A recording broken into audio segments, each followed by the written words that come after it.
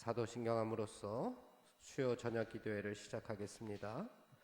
전능하사 천지를 만드신 하나님 아버지를 내가 믿사오며 그 외아들 우리 주 예수 그리스도를 믿사오니 이는 성령으로 잉태하사 동정녀 마리아에게 나시고 본디오 빌라도에게 고난을 받사 십자가에 못 박혀 죽으시고 장사한 지 사흘 만에 죽은 자 가운데서 다시 살아나시며 하늘에 오르사 전능하신 하나님 우편에 앉아 계시다가 저리로서 산자와 죽은 자를 심판하러 오시리라. 성령을 믿사오며 거룩한 공회와 성도가 서로 교통하는 것과 죄를 사하여 주시는 것과 몸이 다히 사는 것과 영원히 사는 것을 믿사옵나이다. 아멘. 찬송가 182장 찬송하겠습니다. 182장입니다.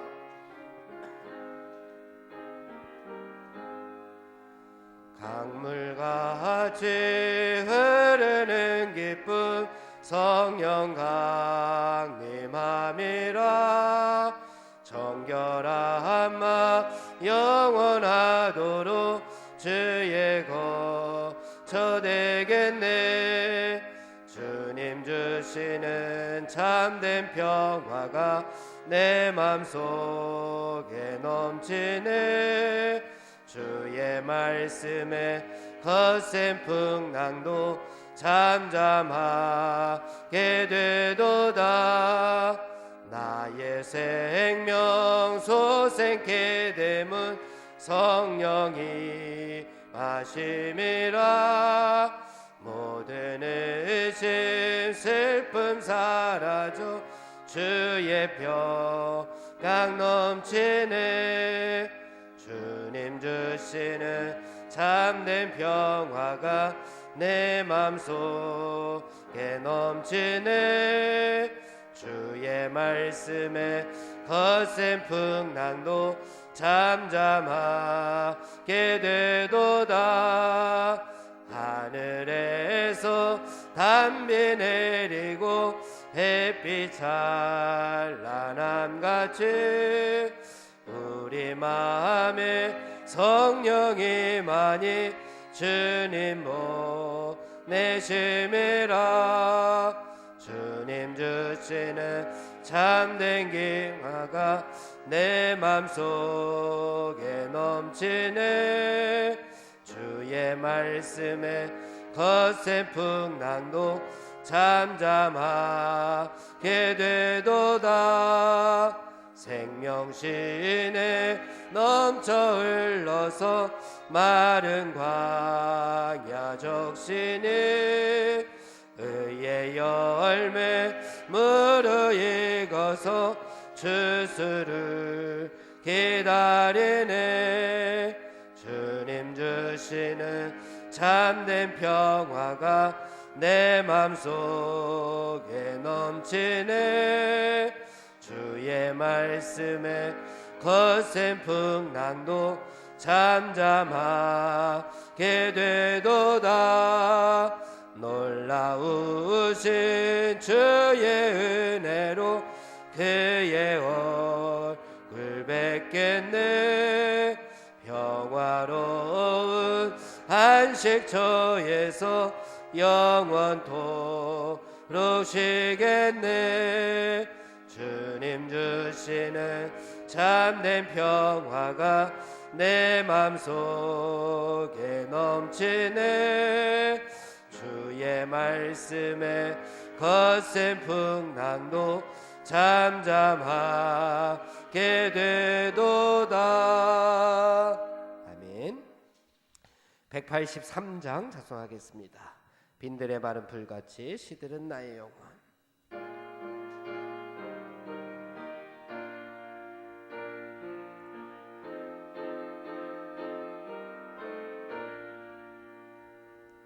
빈들에 마른 풀같이 시들은 나의 영혼. 주님이 약속한 성령 간절히 기다리네. 가물어 메마른 땅에 단비를 내리시듯 성령의 단비를 부어 새 생명 주옵소서. 반가운 빗소리 들려 산천이 춤을 추네. 봄비로 내리는 성령 내게도 주옵소서. 가물어 메마른 땅에 단비를 내리시듯 성령의 단비를 부어 새 생명 주옵소서. 절 따라 우로를 내려 조목이 무성하니 갈급한 내 심령 위에 성령을 부으소서. 가물어 메마른 땅에 단비를 내리시듯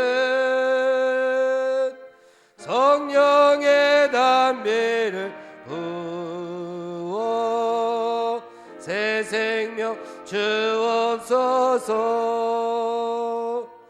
참되신 사랑의 언약 이길 수 있사오랴. 오늘의 흡족한 은혜 주실 줄 믿습니다. 가물어 메마른 땅에 단비를 내리시듯 성령의 단비를 부어 새 생명 주옵소서. 참되신 사랑의 언약 참되신 사랑의 언약 어길 수 있사오랴. 오늘의 흡족한 은혜 주실 줄 믿습니다. 가물어 메마른 땅에 단비를 내리시듯 성령의 단비를 부어 새 생명 주옵소서. 아멘.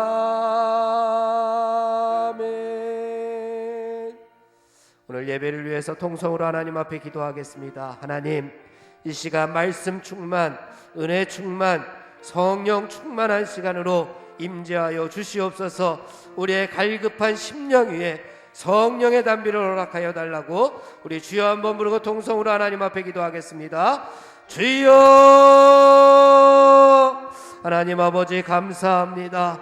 저희들을 세상 가운데, 죄악 가운데, 어둠 가운데 버려두지 아니하시고 이 시간 발걸음을 하나님의 성전으로 옮기고 하나님 앞에 예배드리게 하여 주시니 감사합니다. 하나님, 우리의 갈급한 심령으로 주님 앞에 나왔사오니 갈급한 심령들마다, 간절한 심령들마다, 시들어가고 있는 심령들마다 하나님께서 성령의 단비를 허락하여 주시옵소서. 풍성하게 허락하여 주시어서 우리가 이 세상을 살아가는 데에 죄악된 것들을 다 이길 수 있는 굳건한 믿음을 허락하여 주시옵소서. 아버지 예수 그리스도의 믿음의 발자취를 온전히 따를 수 있는 그리스도의 제자들이 다 될 수 있도록 하나님 이 시간을 은혜 충만케 하시고 말씀 충만케 하시고 성령 충만케 하여 주시옵기를 간절히 빌고 원합니다. 오늘도 말씀을 전하시는 목사님과 함께하여 주시옵소서. 하늘의 권세 있는 말씀을 전하시기에 부족하지 아니하도록 능력의 능력을 더하여 주옵소서.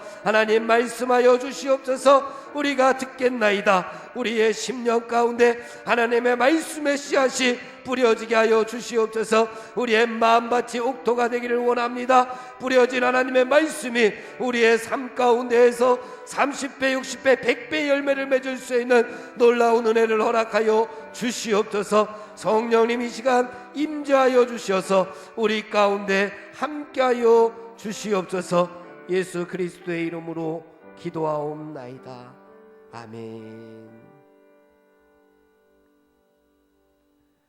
오늘 우리에게 주시는 하나님의 말씀 요한복음 12장 1절에서 11절까지의 말씀 함께 봉독하겠습니다. 요한복음 12장 1절에서 11절까지의 말씀 함께 봉독합니다. 유월절 엿새 전에 예수께서 베다니에 이르시니 이곳은 예수께서 죽은 자 가운데서 살리신 나사로가 있는 곳이라. 거기서 예수님을 위하여 잔치할새 마르다는 일을 하고 나사로는 예수님과 함께 앉은 자 중에 있더라. 마리아는 지극히 비싼 향유 곧 순전한 나드 한 근을 가져다가 예수님의 발에 붓고 자기 머리털로 그의 발을 닦으니 향유 냄새가 집에 가득하더라. 제자 중 하나로서 예수님을 잡아줄 가룟 유다가 말하되 이 향유를 어찌하여 300데나리온에 팔아 가난한 자들에게 주지 아니하였느냐 하니 이렇게 말함은 가난한 자들을 생각함이 아니요 그는 도둑이라 돈깨를 맞고 거기 넣는 것을 훔쳐 가미러라. 예수께서 이르시되 그를 가만 두어 나의 장례할 날을 위하여 그것을 간직하게 하라. 가난한 자들은 항상 너희와 함께 있거니와 나는 항상 있지 아니하리라 하시니라. 유대인의 큰 무리가 예수께서 여기 계신 줄을 알고 오니 이는 예수님만 보기 위함이 아니요 죽은 자 가운데서 살리신 나사로도 보려 함이러라. 대제사장들이 나사로까지 죽이려고 모의하니 나사로 때문에 많은 유대인이 가서 예수님을 믿음이너라. 아멘. 김영호 목사님 말씀 전해주시겠습니다.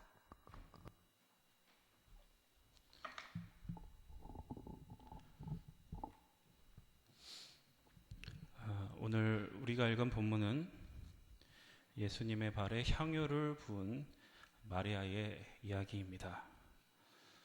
우리가 오늘 이 본문을 잘 이해하기 위해서는 이 사건의 앞뒤에 어떤 일이 있는지 우리가 좀 살펴볼 필요가 있습니다. 오늘 본문 앞의 장인 요한복음 11장에 보면 예수님께서 죽은 나사로를 살리신 이야기가 나옵니다.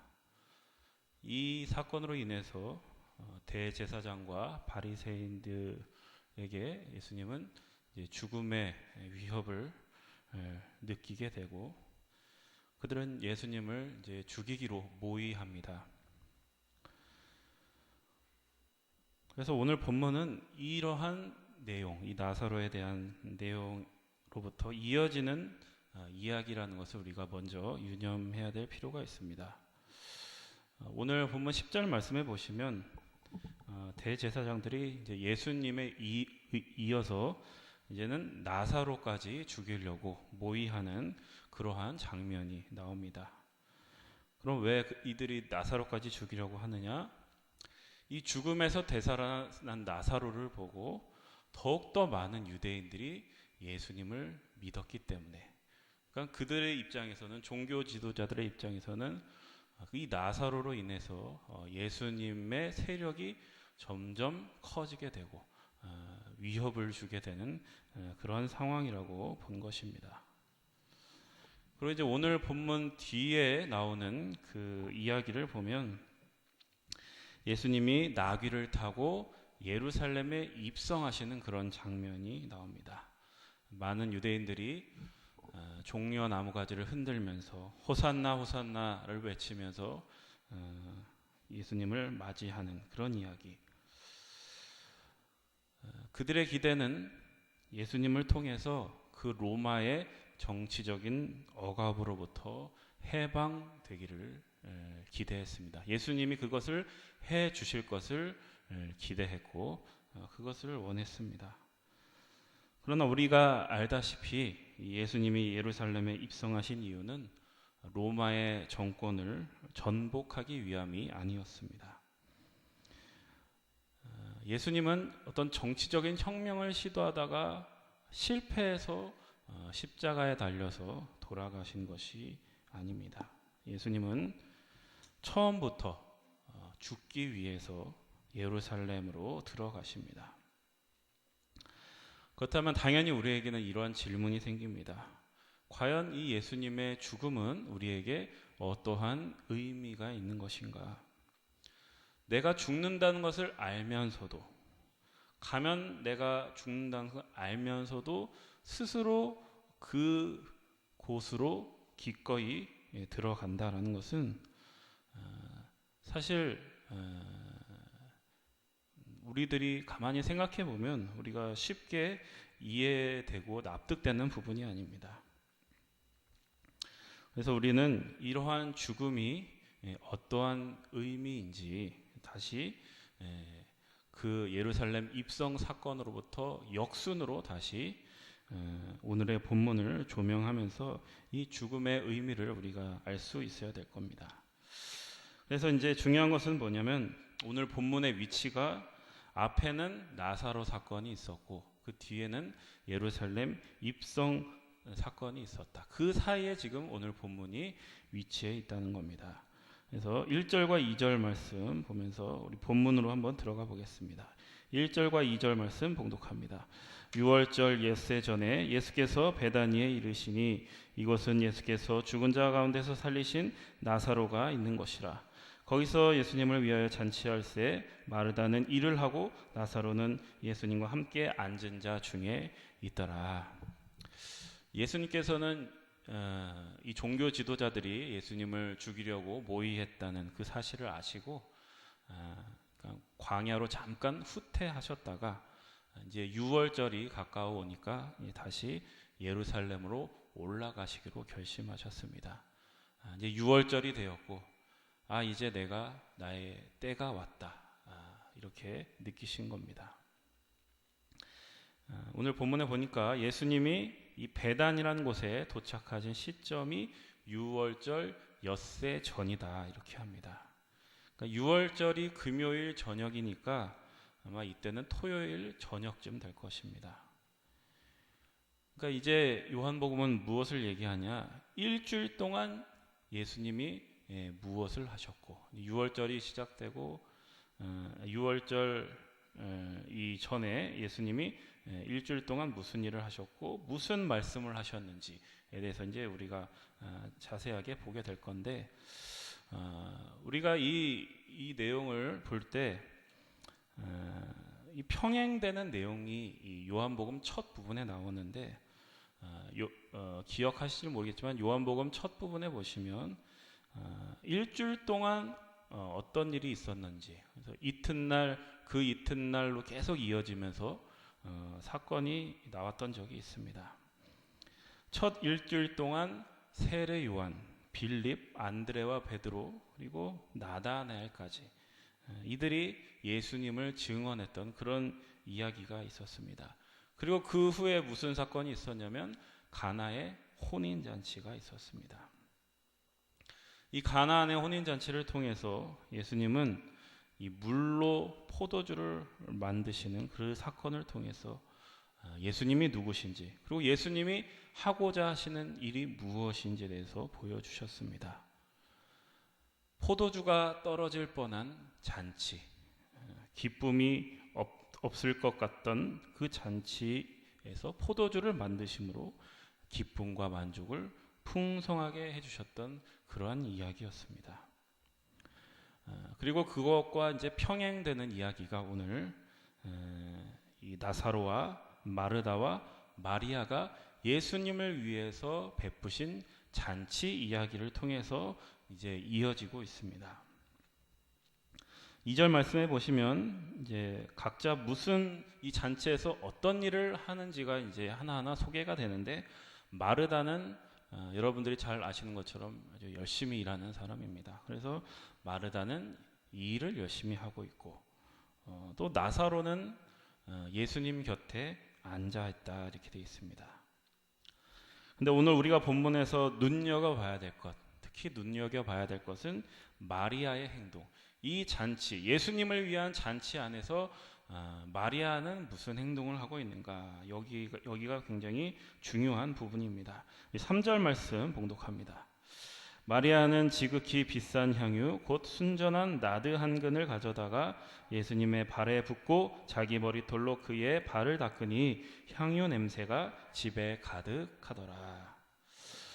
여러분, 이 나사로는, 죽었다 살아난 나사로는 마리아의 오빠입니다. 그러니까 자신의 오빠가 지금 죽어가다가 예수님 때문에 살아났습니다. 그러니까 얼마나 그 예수님께 감사하는 마음이 있겠습니까? 정말 생명의 은인이라서 정말 보답할 수 있다면, 내가 보답할 수 있는 것은 무엇이든지 아마 보답하고 싶은 그러한 마음이었을 겁니다. 그래서 그랬는지 그녀는 비싼 향유 곧 순전한 나드 한 근을 가져다가 예수님의 발에 붓고 또 마리아의 머리카락으로 그 발을 닦는 그러한 모습을 보여줍니다. 그런데 이 마리아의 이러한 행동은 그 잔치에 참여했던 사람들이 보기에는 굉장히 충격적인 그런 행동이었습니다. 물론 당시에 이 유대인의 사회법, 그러니까 정결법에 보면 그들의 문화는 뭐냐면 그들의 집에 손님이 올 때 어떤 문화가 있냐면 발을 씻을 수 있는 그 물을 대야에 담아서 주거나, 그 집에 만약에 종이 있으면 종이 그 손님의 발을 닦아주거나, 또 종도 없으면 그 가정에서 가장 나이가 어린 사람이 그 손님의 발을 닦아주는 그러한 문화가 있었다고 합니다. 그런데 이 사건이 충격적인 것은 무엇이냐면, 충격적인 지점이 뭐냐면 지금 물을 갖다가 닦아주는 것이 아니라 가장 값비싼 향유로, 또 손으로 닦아주는 게 아니라 자신의 머리카락으로 그 더러운 발을 닦아주고 있다, 이런 점입니다. 그러니까 이게 무엇이냐면 아마 이 향유는 이 마리아 집에서 가장 값비싼 물건이었을 겁니다. 가장 소중하고 값비싼 물건. 자기가 가지고 있는 가장 가치 있는 것을 지금 가장 가치 없어 보이는 그 발에 쏟아 붓고 있는 것입니다. 여러분, 세상 사람들이 볼 때 아마 이런 행동보다 더 미련하고 더 바보 같은 일은 없을 것입니다. 그런데 우리가 신앙생활을 한다는 게 사실 그렇습니다. 우리가 신앙생활 하는 걸 세상 사람들이 보면은 그 신앙을 가지고 산다는 게 그것을 잘 이해를 못할 때가 대부분입니다. 이렇게 보면 세상 사람들이 우리를 보면은 사실 그렇게 이득되는 것도 없는데, 그리고 손해나는 짓만 계속하는 것 같은데 왜 저렇게 열심히 끊임없이 신앙생활을 할까, 그렇게 생각을 합니다. 그것은 그들이 예수님이 누구신지도 모르고 하나님이 예수님을 통해서 우리에게 주시려는 것, 우리에게 하시려는 일이 무엇인지를 모르기 때문에 그런 겁니다. 바로 그 세상의 시선, 마리아를 바라보는 세상의 시선을 대표하는 것이 바로 오늘 말씀에 등장하는 가롯 유다입니다. 유다가 이 마리아의 행동을 보고 뭐라고 했는지 한번 말씀을 통해서 보겠습니다. 4절에서 6절까지 말씀입니다.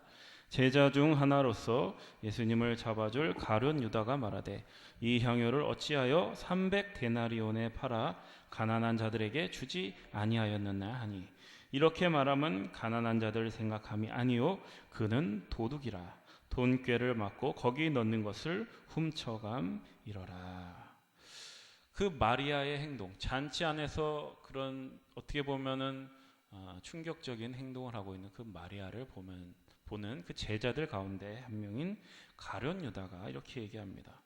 아니 이렇게 비싼 향유를, 이렇게 비싼 것을 왜 낭비하고 있냐? 그것을 팔면 300데나리온. 이게 그러니까 뭐 1년 연봉 정도 생각하시면 됩니다. 굉장히 큰 거금인데 이거를 팔면 그 돈을 받을 수 있고 그 돈이 있으면 보다 가치 있는 일, 보다 필요한 사람에게, 가난한 사람에게 나눠줄 수 있는데 왜 그 가치 있는 것을 그렇게 낭비하고 있느냐라고 하는 그러한 항의였습니다. 그런데 이 요한은 이러한 이 유다의 이 말을 어떻게 해석을 하고 있느냐? 6절 말씀해 보시면 가난한 자들을 생각함이 아니라 그는 도둑이다. 돈꾀를 맞고 거기 넣는 것을 훔쳐감이러라.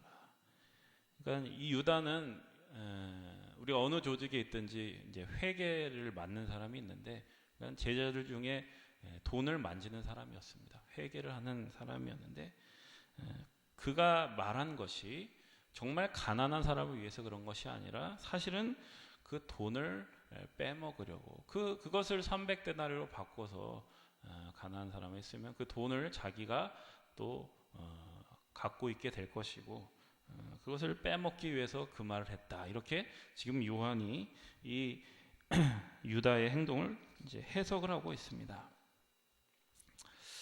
우리가 성경을 보면서 성경에서 가장 나쁜 놈이 뭐냐 그러면 바로 떠오르는 게 바로 이 가룟 유다입니다. 우리가 잘 아는 사건. 유다가 이제 나중에 예수님을 은 30에 팔아 넘긴다라는 그것을 우리가 너무 잘 알고 있기 때문에 그렇습니다. 근데 우리가 조금 생각을 해보면 그러면 성경에서 가룟 유다만 나쁜 놈인가? 사실 우리가 이렇게 보면은 가룟 유다만 예수님을 배신한 게 아니라 모든 제자들이 사실은 예수님을 외면하고 십자가 앞에서 예수님을 배신했습니다. 그래서 사실은 이 유다 입장에서는 왜 나만 이렇게 욕하는지, 나만 욕먹는 이 현실이 조금 억울하게 느껴질 수도 있습니다. 물론 이제 그가 나중에는 스스로 목숨을 끊었기 때문에 이제 다른 제자들처럼 이제 예수님 부활하신 이후에 이제 그 자기가 했던 실수를 만회할 기회를 얻지 못했다는 그런 점에 대해서는 굉장히 제자들 중에서 독특한 그러한 인물임에는 틀림없지만 우리가 성경을 볼 때 이렇게 가룟 유다를 우리가 생각하는 것처럼 이 가룟 유다 나쁜 놈 이러고서는 쉽게 욕하고 넘어가는 것만큼 우리에게 손해가 나는 것이 없다라는 얘기입니다. 우리가 성경에서 어떤 인물이 등장하는 것은 그 사람이 우리가 보기에 좋은 인물이건 나쁜 인물이건 관계없이 성경에서 어떤 역할이 있고 우리에게 어떤 의미가 있다 이렇게 보셔야 됩니다. 우리가 드라마를 볼 때도 사실 드라마가 잘 되려면 가장 중요한 것은 주연보다도 악역입니다. 주인공이 아무리 연기를 잘해도 악역이 연기를 못해버리면 그 드라마가 사실 제대로 빛을 발하지 못합니다. 악역이 연기를 잘 해줘야지 그만큼 주인공이 빛을 발하게 되고 드라마도 굉장히 잘 될 수 있습니다. 그래서 지금 이 본문에서 유다가 등장하는 것은 이 마리아의 행동을 지금 뚜렷하게 하기 위해서, 더 빛나게 하기 위해서 지금 등장하고 있다는 것을 우리가 생각해 봐야 됩니다. 그래서 오늘 본문은 이 예수님을 위한 잔치 안에서 마리아와 유다의 이 행동을 서로 지금 대조시키고 있습니다.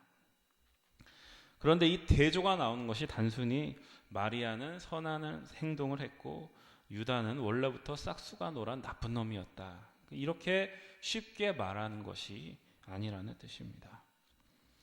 오늘 본문을 읽으면서 마리아와 유다를 대조하면서 본문이 우리에게 말하고자 하는 것이 무엇인가 생각해 봐야 됩니다. 이 마리아는 유다와는 달리 예수님의 가치를 알았던 사람입니다.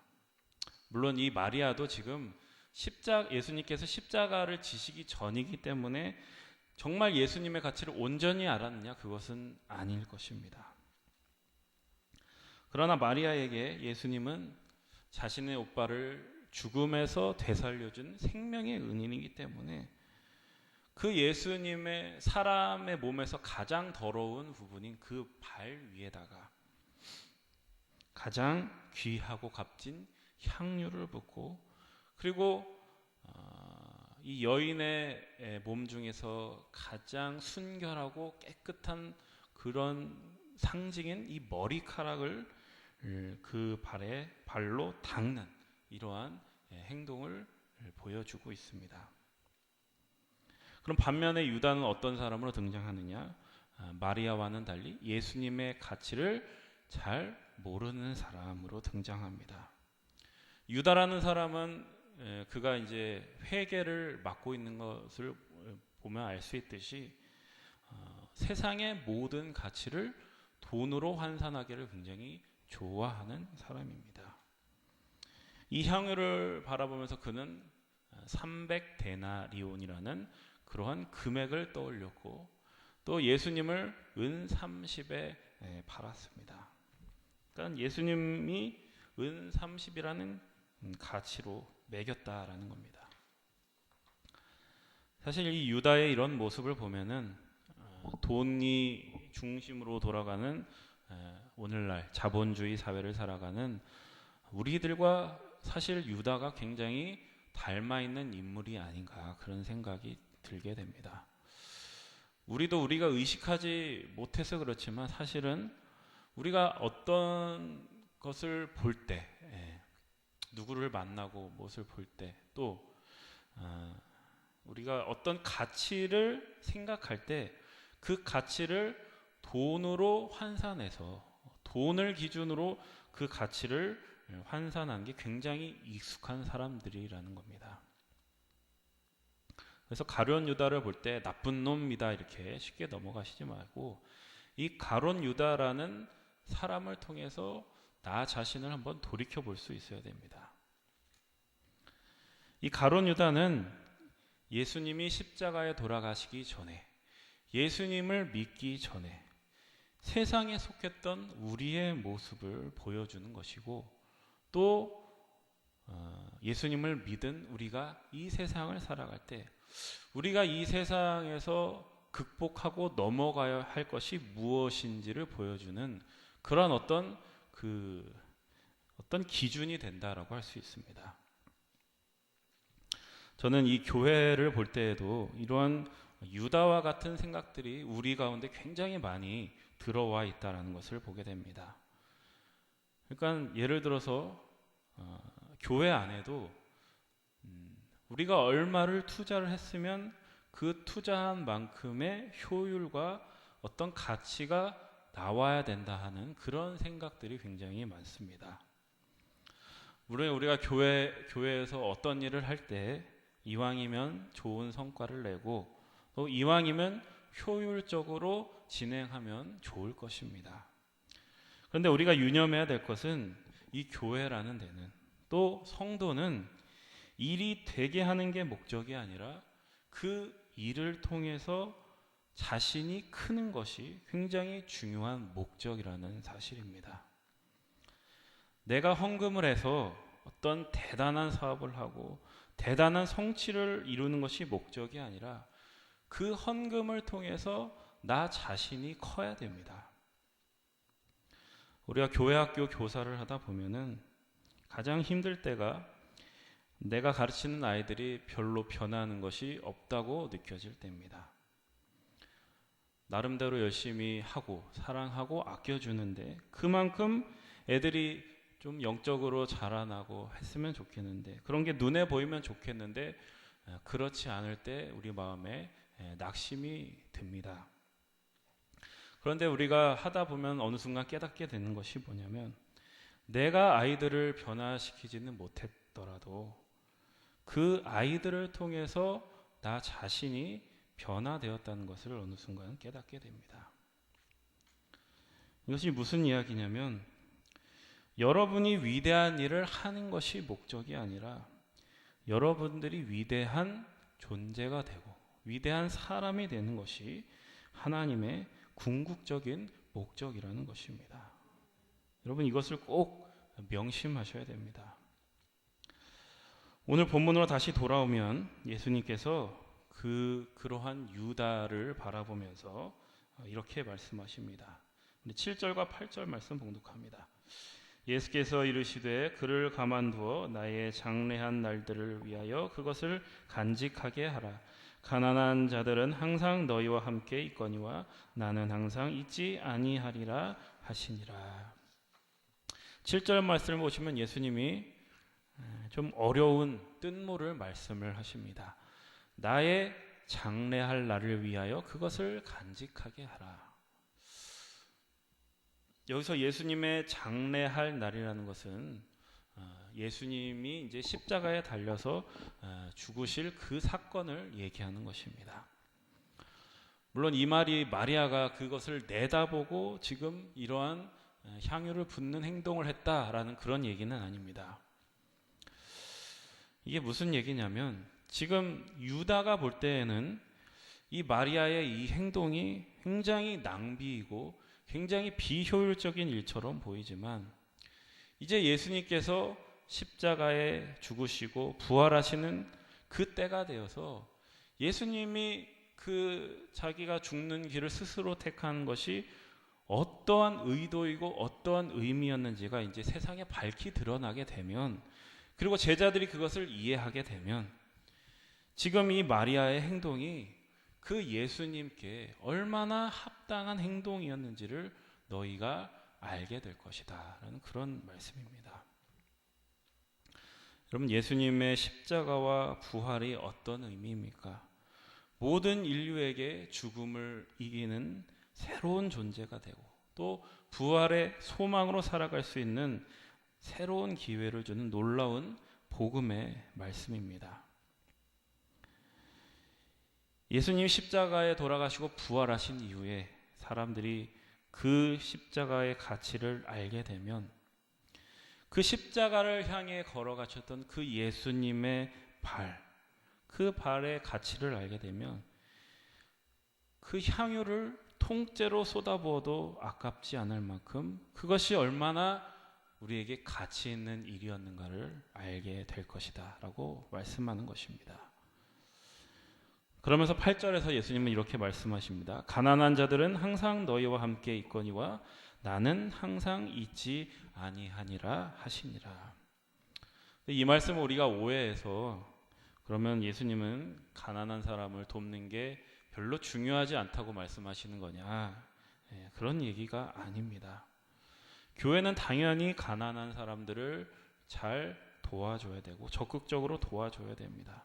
주변에 어려운 사람이 있는지 돌아보고 또 그들이 필요한 것이 있다면 할 수 있는 것 한해서 또 넘치도록 해 주어야 됩니다. 그게 교회가 이 사회 안에서 해야 될 굉장히 중요한 역할일 것입니다.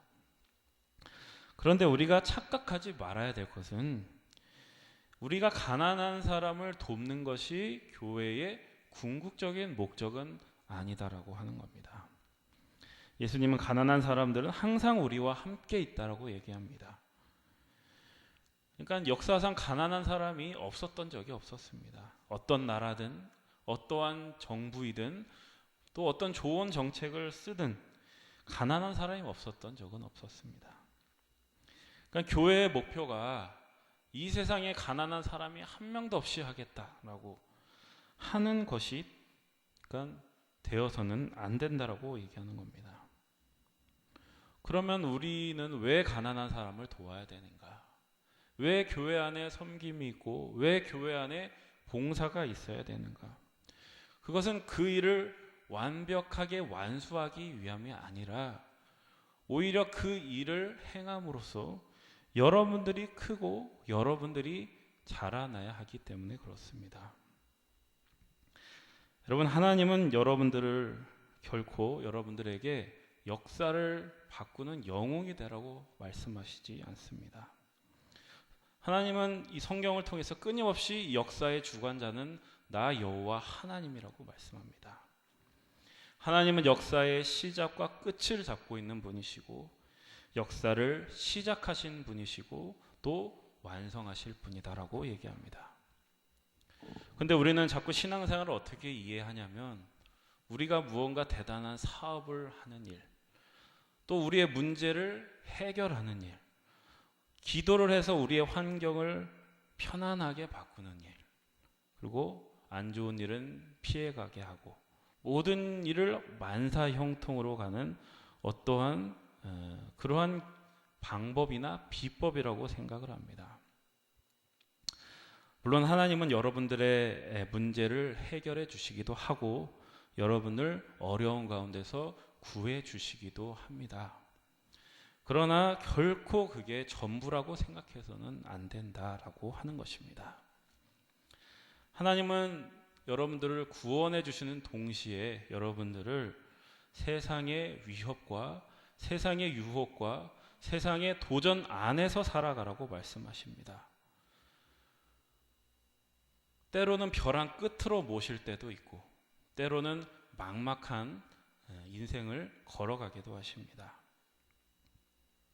거기서 도망치지 말고 그 속에서 그 한계 속에서 그 막막한 너의 현실 안에서 내가 네 안에서 무엇을 만들어내는지를 한번 보고 기대하라고 말씀합니다. 그것이 바로 십자가와 부활인 것입니다. 너는 죽어도 죽지 않는 존재다. 너는 부활할 존재다. 그것이 예수 그리스도 안에서 너에게 약속되어 있는 운명이니까 너 그것 두려워하지 말고 세상의 위협을 두려워하지 말고 죽음으로 너를 위협하는 그 세상의 도전에 굴복하지 말고 그 인생 안에서 하나님이 너에게 무엇을 만드시는지를 보라는 겁니다. 그것이 바로 신앙생활입니다. 다만 여러분의 문제를 해결하는 것보다 더 크고 더 위대한 겁니다. 그래서 예수님을 믿는 우리들의 하루하루가 힘겨운 이유가 그것입니다. 하루도 만만한 날이 없습니다. 그러나 그 하루만큼 여러분들은 자라날 것이고 여러분들은 커 나갈 겁니다. 더 위대해질 것입니다. 여러분들의 인생이 지금의 여러분들의 삶이 또 여러분들의 모습이 십자가를 향해서 예수님이 걸어가신 그 예수님의 발처럼 초라하게 보일 때마다 그 발 위에 비싼 향유를 부었던 그 마리아를 떠올리십시오. 그리고 그 십자가 안에 담길 영광을 바라보면서 여러분들이 걸어가야 될 그 십자가를 기꺼이 걸어갈 수 있는 그런 위대한 인생들이 다 되시기를 주님의 이름으로 축복합니다. 기도하겠습니다. 하나님 아버지, 예수님이 걸어가셨던 길과 예수님의 발을 떠올려 봅니다. 예수님이 가신 그 길은 때로는 피하고 싶고 외면하고 싶고 도망치고 싶었던 길이었습니다. 다만 충성해야 되고 다만 순종해야 되고 희생해야 되고 울어야만 갈 수 있는 길이었습니다.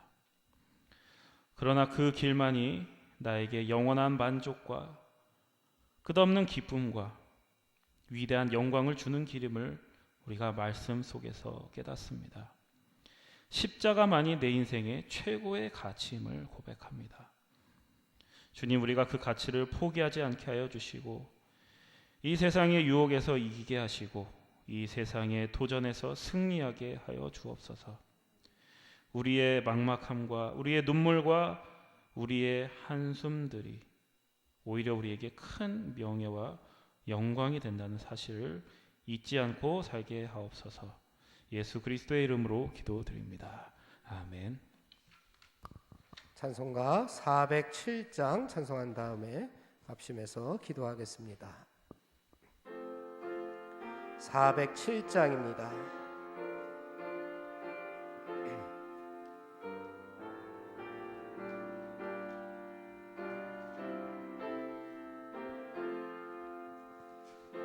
구주와 함께 나 죽었으니 구주와 함께 나 살았도다. 영광의 그날에 이르도록 언제나 주만 바라봅니다. 언제나 주는 날 사랑하사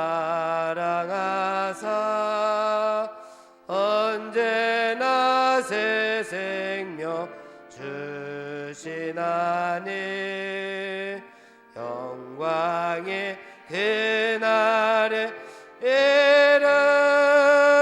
이르도록 언제나 주만 바라봅니다.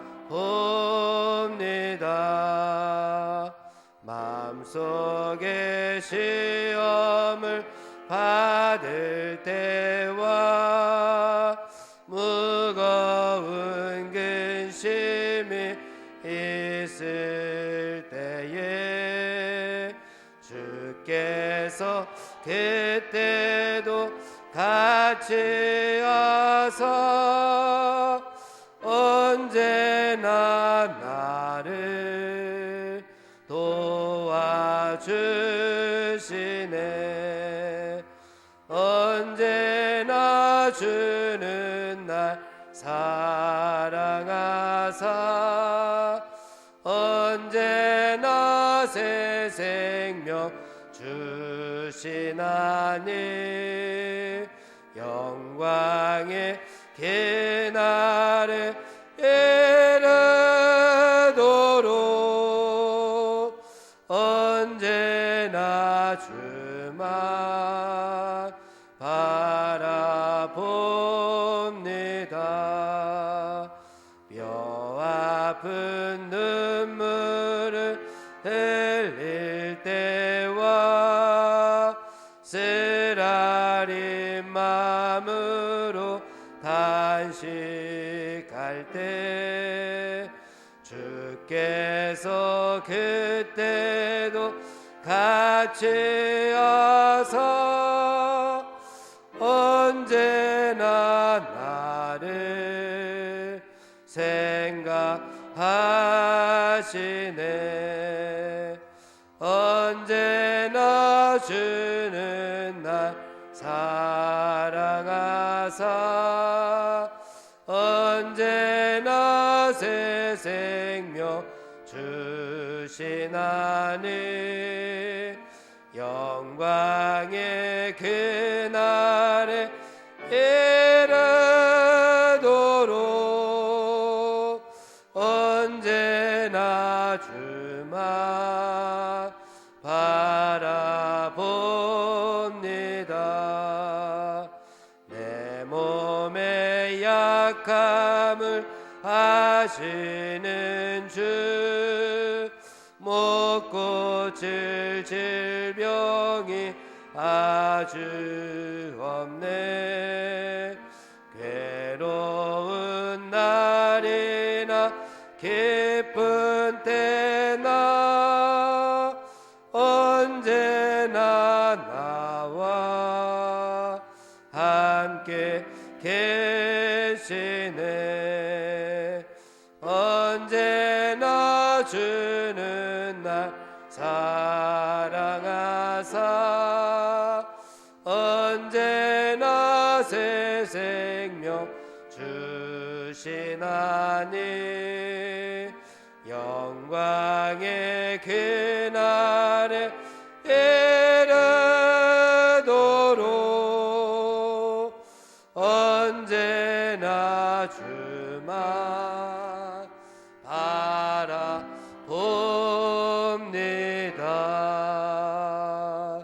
아멘.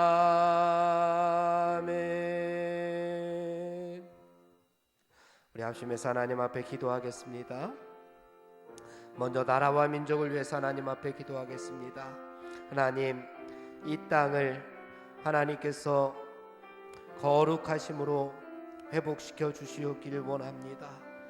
죄악으로 물든 이 시대가, 악한 영에 하나님 물들어 있는 이 땅이 하나님께서 주시는 은혜로, 하나님께서 주시는 성령의 담비로 거룩함으로 회복되게 하여 주시옵소서. 또한 이 나라 이 민족이 어려움 가운데 있는데 이 어려움들을 잘 극복하게 하시고 하루속히 북한과 평화 통일을 이룰 수 있도록 하나님 도와주시옵소서. 우리 나라와 민족을 위해서 주여 한번 부르고 통성으로 하나님 앞에 기도하겠습니다. 주여. 하나님 아버지, 나라와 민족을 위하여 하나님 앞에 기도합니다. 하나님, 이 나라 이 민족 위에 하나님의 뜻이, 하나님의 의가 아버지 이루어지기를 원합니다. 이 땅에 하나님께서 원하시는 평화를 허락하여 주시옵소서. 이 땅에 하나님께서 원하시는 진정한 샬롬을 허락하여 주시옵소서. 이 땅에 아버지 어두운 부분들이 너무나도 많이 있습니다. 하나님, 이 땅에 악한 영이 침범하여 무너지고 쓰러지고 넘어지고 있는 이 땅을 하나님 긍휼히 여겨 주시어서 죄악으로 물든 이 시대를 우리가 바라보는 것이 아니라 하나님의 거룩하심으로 다시 회복되어지고 굳건하게 세워지는 이 나라 이 민족을 바라볼 수 있도록 인도하여 주시옵소서. 어려울 때마다 하나님께서 이 나라를 아버지 굳세게 지켜주신 줄로 믿습니다. 아버지, 지금도 아버지 전염병으로 인하여 일상적인 생활이 아버지 무너져가고, 또한 아버지 국민들이 영적으로 지쳐가고 있고, 하나님 첫사랑을 회복하지 못하고 영적으로 갈급한 심령들이 너무나도 많사오니 이 나라 이 민족을 영적으로 다시 한번 굳세게 하나님께서 세워 주시옵소서. 그리함으로 말미암아 이 나라가 경제적으로도 정치적으로도 도덕적으로도 아버지의 어려움 없도록 하나님께서 붙잡아 주시옵기를 간절히 빌고 원합니다. 북한과 하루속히 평화통일을 이루기를 원합니다. 아버지, 이념으로 갈라진 한반도에 하루속히 피 흘림 없는 복음적인 평화통일을 허락하여 주시옵소서. 그래서 이 민족이 아버지 복음으로 하나가 되어서 하나님께서 아버지 연일 끝까지 사용하시는 제사장 나라로서 쓰임받을 수 있도록 인도하여 주시옵기를 간절히 빌고 원합니다. 북한에 아직도 아버지 예수 지하에서 하나님 앞에 기도하고 있는 아버지 남은 자들을 하나님께서 위로하시고 저들에게 힘주시고 아버지 끝까지 하나님을 버리지 아니하는 아버지 믿음을 허락하여 주시옵소서. 그리함으로 말미암아 그들로 말미암아 하나님께서 이 땅에 이루실 아버지 예수 평화를 하나님 저들을 사용하여 주시고 이 땅에 아버지 예수 어려움 당하는 많은 백성들을 구원할 수 있는 아버지 예수 백성으로 삼아 주시옵소서. 아버지 무너진 아버지 북한에 많은 교회들이 있습니다. 하나님 그 교회들이 다시금 재건되고 부흥되는 날을 아버지 속히 허락하여 주시어서 우리에게 하나님의 뜻을 이 땅에 이룰 수 있는 아버지 꿈과 비전을 아버지 허락하여 주시옵소서. 하나님께서 이 땅에 이루실 아버지 예수 하나님 나라의 아버지 뜻이 우리로 통하여 우리의 기도를 통하여 이 땅의 교회들을 통하여 하나님 이루어 주시옵기를 간절히 빌고 원합니다. 하나님 이 나라의 민족을 긍휼히 여겨 주옵소서. 황무지와 같은 이 땅을 하나님 고쳐 주시옵소서. 아버지 회복시켜 주시옵소서. 복음화시켜 주시옵소서. 영적으로 든든히 세워지는 나라와 민족 되게 하여 주시옵소서. 예수님의 이름으로 기도하옵나이다. 아멘. 우리 두 번째로 이 땅의 교회와 또한 속교교회와 성도님들을 위해서 기도해 주시기 바랍니다.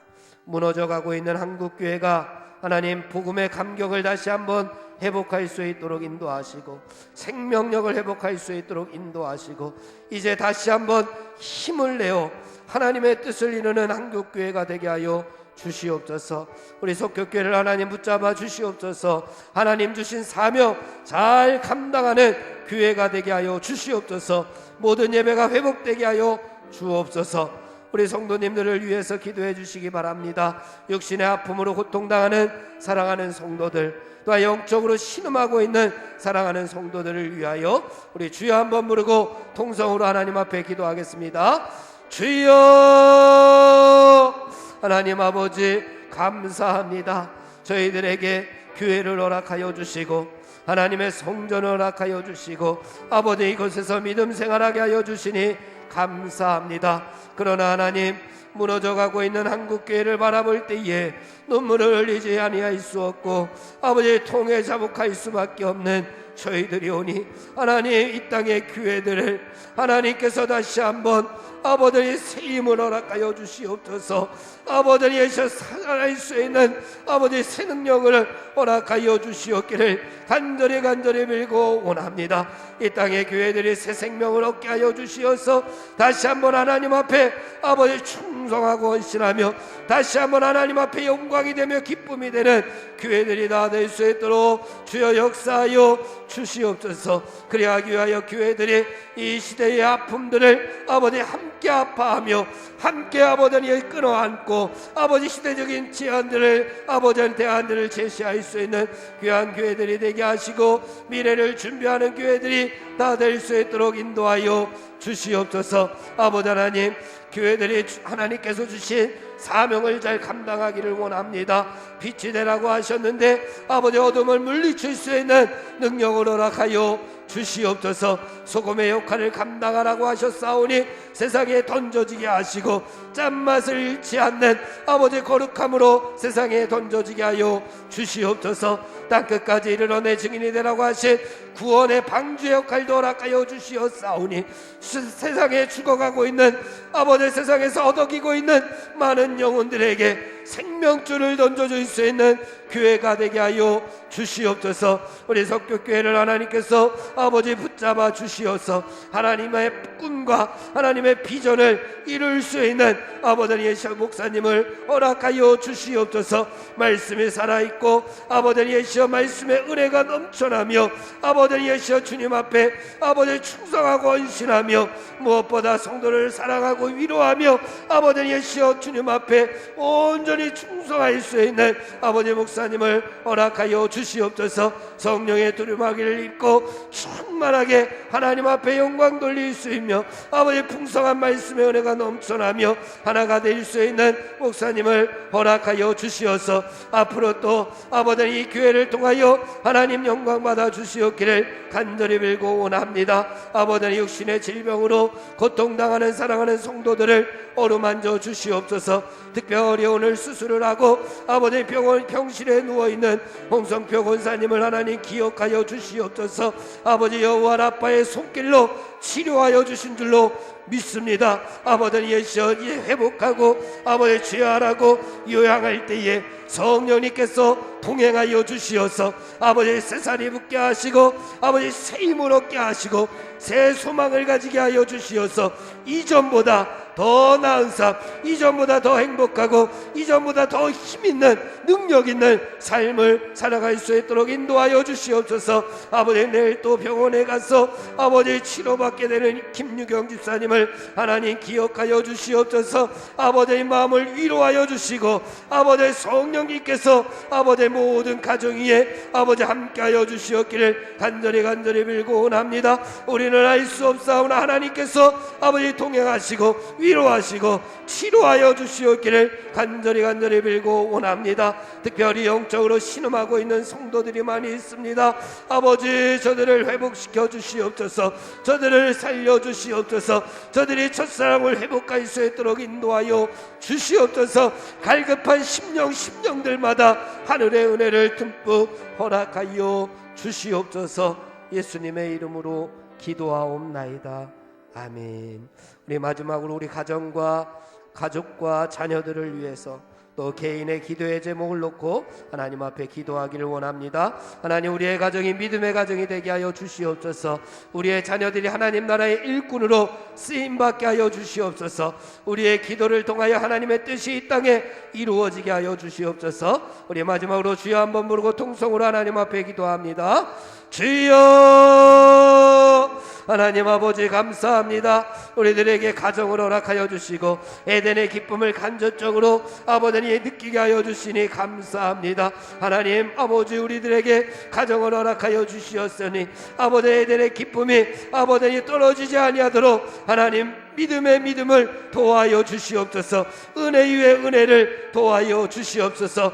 믿음의 가정들이 다 되게 하여 주시고 믿음이 잘 전수되어서 하나님의 뜻을 이루는 가정들이 되게 하여 주옵소서. 하나님, 자녀들을 기억하여 주시옵기를 원합니다. 세상의 악한 풍조들을 이겨낼 수 있는 자녀들로 삼아 주시옵소서. 아버지, 영적인 것을 추구하는 지혜로운 자녀들이 되게 하여 주시옵소서. 하나님과 일평생 동행하는 자녀들이 될 수 있도록 인도하여 주시옵소서. 질병의 위험에서 아버지 하나님 지켜 보호하여 주시옵소서. 하나님 앞에 예배드리는 것을 다른 것들에게 양보하지 아니하는 자녀들이 다 되게 하여 주시옵소서. 악한 것에는 미련하게 하시고 선한 것에는 지혜로운 자녀들이 다 되게 하여 주시옵소서. 하나님, 우리의 심령들을 고쳐 주시옵소서. 병든 우리의 심령을 고쳐 주시옵소서. 우리의 갈급한 심령 가운데 성령의 단비를 하나님 베풀어 주시옵기를 원합니다. 아버지, 우리의 믿음이 아버지 하나님의 통치 가운데 있기를 원합니다. 우리의 믿음이 하나님의 거룩하심 위에 있기를 원합니다. 우리의 믿음이 예수 그리스도의 믿음의 발자취 위에 있기를 원합니다. 세상적으로 나아가지 않기를 원합니다. 아버지, 취약된 길로 나아가지 않기를 원합니다. 좌우로 치우치지 않는 믿음이 될 수 있도록 하나님을 주인으로 모시며 살아가게 하여 주시옵소서. 하나님, 새로운 피조물들이 되기를 원합니다. 옛사람을 벗어버리기를 원합니다. 죄악된 모습들을 버려버리기를 원합니다. 세상적인 가치관들을 다 버려버리게 하시고 아버지의 새로운 피조물이 되어 하나님의 가치관으로 아버지 세상을 이기며 죄악된 세상을 이기며 악한 영을 이기며 살아갈 수 있는 주님의 자녀들이 다 되게 하여 주시어서 우리 모두 시냇가에 심은 나무가 되게 하여 주시옵소서. 철을 따라 열매를 맺게 하시고 의인의 길을 걸어 하나님의 기쁨이 되는 하늘나라 백성들 다 되게 하여 주시옵소서. 함께하여 주실 줄 믿사옵고 예수님의 이름으로 기도하옵나이다. 아멘. 우리 다 함께 주님의 기도 드린 다음에 예배를 마치겠습니다. 하늘에 계신 우리 아버지여, 이름이 거룩히 여김을 받으시오며 나라에 임하옵시며 뜻이 하늘에서 이룬 것 같이 땅에서도 이루어지이다. 오늘날 우리에게 일용할 양식을 주옵시고 우리가 우리에게 죄 지은 자를 사하여 준 것 같이 우리 죄를 사하여 주옵시고 우리를 시험에 들게 하지 마옵시며 다만 악에서 구하옵소서. 대개 나라와 권세와 영광이 아버지께 영원히 있사옵나이다. 아멘.